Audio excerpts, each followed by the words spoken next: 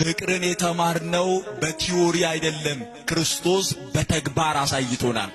ከሰማይ ወርዶ በረት የተወለደው ለፍቅር ነው። ቀራንዮ የተሰቀለው ለፍቅር ነው። ቅዱስ ሥጋውን ክቡር ደሙን የሰጠን ፍቅር ስለሆነ ነው። ስለዚህ እርሱ ፍቅር ነው።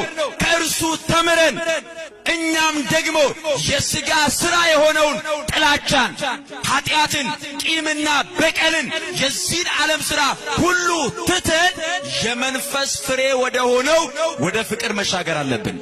ወደ ፍቅር መምጣት አለብን። ሶስተኛው ወደ ሕይወት መሻገር አለብን። ወደ ምን መሻገር አለብን?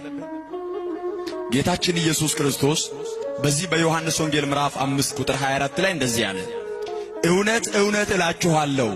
በጣም ሲያጠብቀው ይችን ቃል ሁለቴ ይናገራል።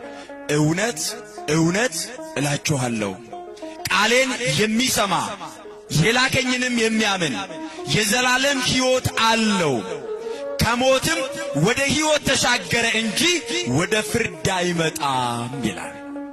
ስለዚህ የምንሻገረው ከሞት ወደ ምንድነው? ወደ ሕይወት ነው የምንሻገረው። ይሄ የሥጋ ሞት ድልድይ ነው፣ መሻገሪያ ነው። የምንሄደው ወደ እርሱ ነው። እርሱ ደግሞ ሕይወት ነው። ስለዚህ ወገኖቼ እርሱን አምነን ክርስቶስ ከዚህ ዓለም ወደማያልፈው ዓለም ተሻገሩ ሲለን የምንሻገረው ተስፋ ያደረግናትን የእግዚአብሔርን መንግሥት የምንሻገረው በፍቅር እርስ በርሳችን በመዋደድ እርስ በርሳችን በመከባበር።